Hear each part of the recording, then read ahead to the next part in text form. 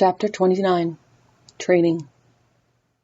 Gwen was in good humor the next morning when she woke Zipper up. She had been out all night on patrol.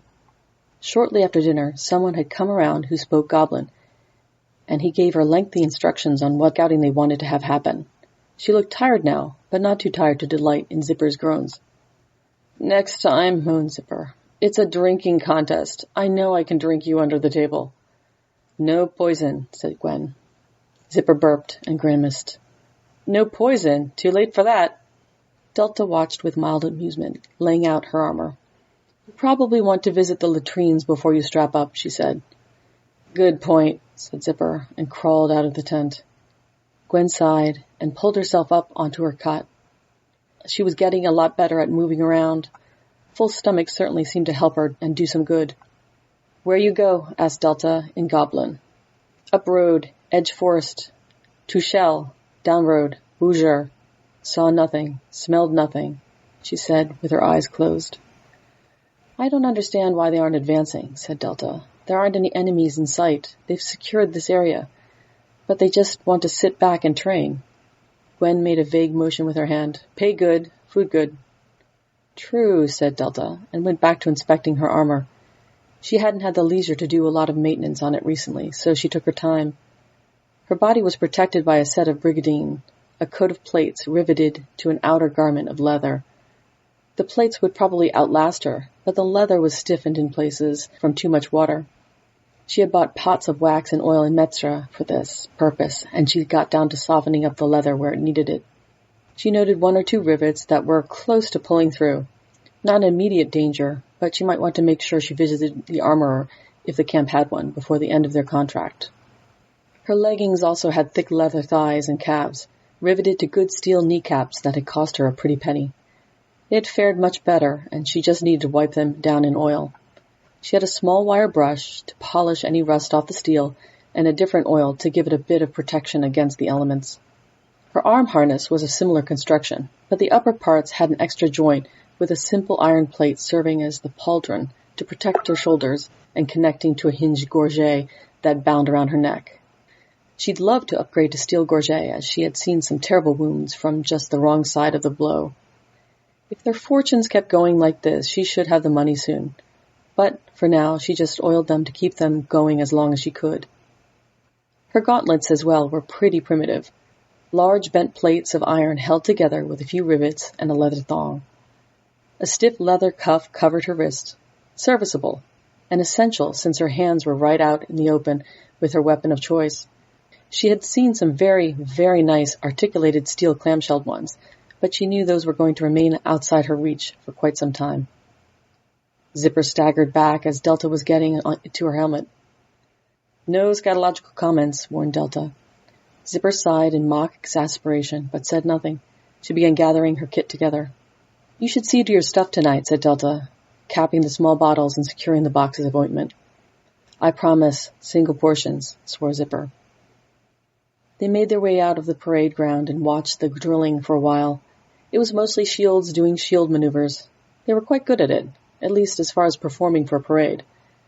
The sergeant noted the two of them and waved them over. He replaced their weapons with blunt poles. Delta argued with him for a while. The poles did not have any back spikes, and she had to convey the importance of this to him. After a while, he called over a carpenter to try and add a non-lethal back spike to her pole, just to humor her. While that was being done, he mixed the shields up into a more linear shield wall, rather than the tortoise shapes they had seen so much of. Delta and Zipper were placed in the middle to get the troops used to accommodating members that didn't have exactly the same equipment. There was some grumbling and jostling as the poles expressed how much working room they needed in the formation. The grumbling got quieter when they approached their target, a simple propped-up wall of shields, and the two mercenaries began landing blows on it while the unit was still shuffling up to what they considered striking range. The sergeant harangued them to bring the point home that their role in a mixed unit was just defense. The poles were their offense, and that was better because they had a longer range. He kept drilling into them that they had to be flexible and be aware of their options. He repeated the phrase about the general liking options. When the modified pole came back, they switched out again. The sergeant drew a line in the sand and forbade them to cross it. Delta and Zipper ranged on the other side of it, lining up their choices, coordinating their blows, and taking the line apart. It was excellent practice for them. Delta would snag and pull a shield open, Zipper would take it down. Or Delta would just rest her pole on the right place on top of the shield, and the leverage would stop them from raising it as is. Zipper, once more, shot in for the kill, or, simplest of all, they would just do a high-low, where one struck high and the other struck low. The shield couldn't block both and came crashing down. Needless to say, this disgruntled the men terribly. Tempers flared, and a few crossed the line after a none-too-soft blow from one of their spears. The sergeant chewed them out, but it escalated things to the next level. He picked up his own gear and stood off with Delta and Zipper and erased the line. The men were delighted, turtled up, and began their slow approach. The sergeant's one shield kept them from getting too close too fast, and Delta and Zipper were able to get in at all of them with much the same effect. By slowly giving ground, they kept them at the range they liked and prevented them from getting into a range that they could make any strikes from. When they lost too many to have any cohesion, the sergeant called to a stop, and he pointed out that they hadn't thrown a single blow. The general scenario played itself out over the course of the day. Later troops were more wary, as some of them had seen the earlier training, but it mostly went the same. Different sergeants swapped in over the day as well. As time went on, during breaks, Delta noticed that the camp seemed less congested than previously. This became much more apparent towards the close, when there were almost no one around. When the last training squad marched off, the place was almost completely deserted. "Where did they go?" said Zipper, who hadn't really been tracking until then. "Dunno," said Delta. "They've been thinning out all day. I'd say they're deploying, but I've no idea where. They didn't go down the road we came down." "Huh," said Zipper. "Being short, I just don't pay attention. I leave it to the giants like you." She pointed to the side. "Mess tent is still there." "Well, I guess you're all set then." Gwen joined them for mealtime and got a rousing welcome from the cook. The place was all but deserted, which allowed them time to make food especially for her. "I think he's got a shine for you," said Zipper. It took a bit to convey exactly what she meant, and Gwen got awfully embarrassed when she understood, much to Zipper's delight. It was a mixed bunch. The new Amazon recruits were at one table, another had a smattering of officers at it, and what appeared to be a few civilians. The small number of regular troops sat near the mercenaries.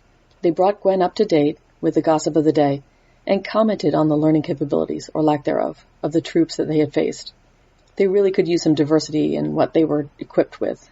Delta suspected that they would move on from training people how to fight against polearms to how to fight with polearms, if there was anyone there tomorrow. One of the civilians approached their table, and Delta looked up, surprised to recognize Sir Chardon. "Greetings, good mercenary," he said. "I guess you made it to Tuchel," said Delta. "Was your fiancée in good health?" He smiled and sat down. "Thank you, yes." He nodded back towards the officers. She apparently was in no danger. Their idea of taking a captive is to politely ask you to stay in your house and leaving it up to your honor. He shook his head. Very civilized. "Are you also a captive?" asked Delta. He smiled politely. "Technically, I'm a prisoner of war, since I am a knight sworn to serve the Count, but they afforded me the same leniency under the same conditions." "Did the pigeon get away?" asked Zipper. Chardon laughed. "Yes, I managed to let it go, once the ambush was sprung. They fired a few shots at it, but the plucky little bird managed to avoid them. I thought I was next, but they were pretty good sports about it." "So, Count Metzra knows they are coming," said Delta. "I presume so," said Sir Chardon. "I played my role as a sacrificial lamb." "Why didn't they move out?" wondered Delta, mostly to herself. "I think they kind of have," said Zipper, gesturing to the empty tent. Delta nodded. "They have now, but everything up to now has been about misinformation and misdirection. Maybe they've decided it is time to play a fair and honest settlement of the field," said Sir Chardon. "If that were the case, they would have taken the main road," said Delta.